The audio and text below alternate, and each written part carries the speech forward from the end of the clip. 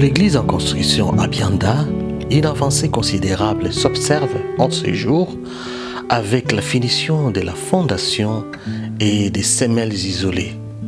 L'heure fait place au remblayage pour atteindre une surface équilibrée du niveau. Nous voici à l'étape de remblayage. Nous venons de terminer avec la maçonnerie à moellon. Maintenant, nous procédons par l'étape de remblai, qui est une opération qui consiste à remplir la terre telle que vous le voyez. Et c'est une opération que nous le faisons par étape de 20 cm. Après 20 cm, nous allons remplir et rembler, plutôt compacter la terre. Alors, après cette étape, nous allons procéder maintenant par la longrine. Après cette étape, nous allons procéder par la longrine. Mais jusque-là, nous sommes encore dans notre première partie que nous venons déjà de rembler. Ici, vous voyez, c'est déjà une surface de 30 mètres fois 8 mètres que nous venons de remplir. Il nous reste encore une partie que nous allons terminer à très bientôt.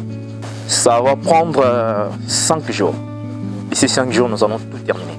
Nous remblons pourquoi? Pour solidifier notre fondation, éviter le risque de tassement, aussi pour protéger notre structure en bas. Et ça nous permet aussi de stabiliser notre surface. Donc, risque d'avoir le tassement si nous ne le faisons pas. Après la coulée de la dalle séparant le rez-de-chaussée et le premier niveau, une montée rapide de murs se fait remarquer, comme nous l'explique l'ingénieur Joly sur les terrains. C'est une maison en étage. On avait fait la plancher, coulé la dalle et on a commencé la maçonnerie. Vous voyez déjà la maçonnerie déjà presque à la fin. Le premier niveau alors? Le premier niveau, oui. Et la maçonnerie de le premier niveau est déjà presque à la fin. On a procédé au coffrage hier, l'avant-hier et hier, pour nous permettre à ce que nos colonnes, nos poteaux soient déjà coulés. Aujourd'hui, on va procéder au coulage de nos colonnes pour que la semaine prochaine, on commence la poutre porteuse et la dalle aussi, pour séparer encore le premier niveau et pour qu'on commence encore le deuxième niveau. Le révérend père supérieur Serge Kiele, satisfait de la prestation des acteurs de terrain, remercie toutes les personnes ayant songé contribuer pour l'élévation vertigineuse de la baptiste. Il y a peu, le très révérend père provincial était ici, accompagné de son excellence Monseigneur Giuseppe Fiori Morosini. Et ce premier niveau n'avait pas encore débuté. Et nous avons effectué des séances d'interview. C'était pour faire un appel de fonds. Et l'appel de fonds étant écouté, voilà ce qui a permis la montée vertigineuse de cette bâtisse. Donc c'est grâce à la générosité des familles italiennes, de nos communautés italiennes et aussi du grand souci que porte notre très révérend père provincial pour que le charisme de Saint François de Paul de plus en plus puisse s'enraciner dans la terre congolaise.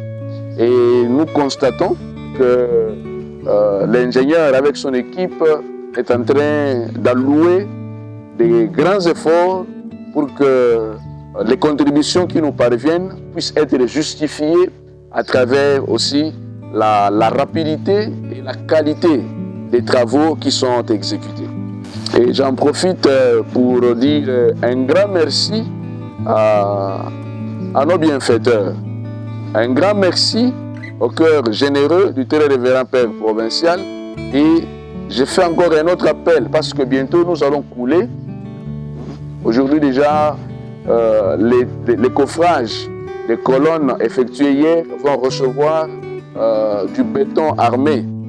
Et donc d'ici début mars, nous allons constater la finition de ce premier niveau. Et donc j'en profite pour faire aussi encore un autre appel de générosité à d'autres personnes sensibles qui croient à la présence et à la nécessité d'avoir des religieux dans l'Église, de nous accompagner, parce que nous n'allons pas nous arrêter là, nous allons continuer au deuxième niveau. Et que Saint François vous exauce, intercède pour vous, qu'il prie pour vous, qu'il prenne souci de vos problèmes et qu'il soit toujours votre rempart à travers le message de pénitence qui, en ce temps de carême, trouve encore son écho, afin que, libérés des cœurs, libérés de tout ce qui nous empêche de voir Dieu en tout ce qui s'est fait, nous puissions devenir de plus en plus généreux et authentiques dans la foi.